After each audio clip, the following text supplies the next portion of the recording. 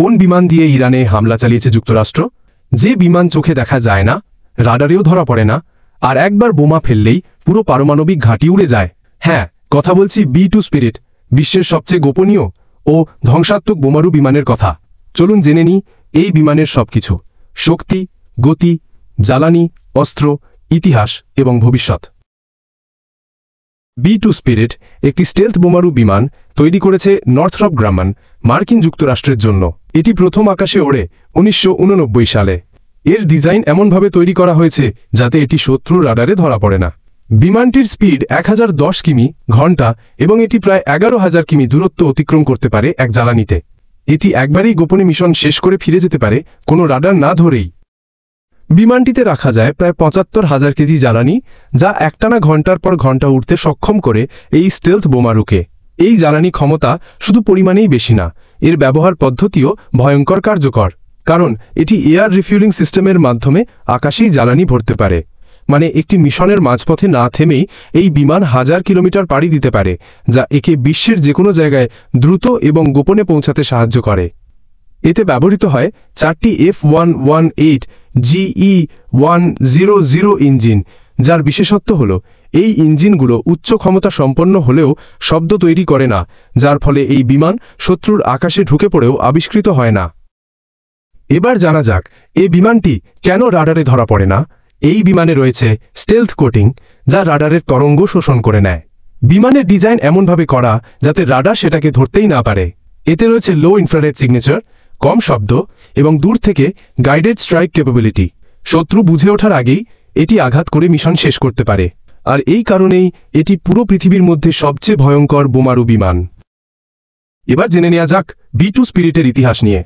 আপনি হয়তো জানেনই না যে আপনি যে B-2 স্পিরিট বিমানটি দেখেন, এটি আসলে একটি পুরনো বিমানের উন্নত সংস্করণ। এর আগের ভার্সন ছিল B-1 ল্যান্সার, যা 1960 থেকে 1970 দশকে সোভিয়েত ইউনিয়নের পারমাণবিক হুমকির মোকাবিলায় তৈরি করা হয়েছিল। দ্রুত গতি, নিচু উচ্চতায় উড়ার ক্ষমতা এবং দূরপাল্লার স্ট্রাইকের জন্য এটি ব্যবহার করা হতো।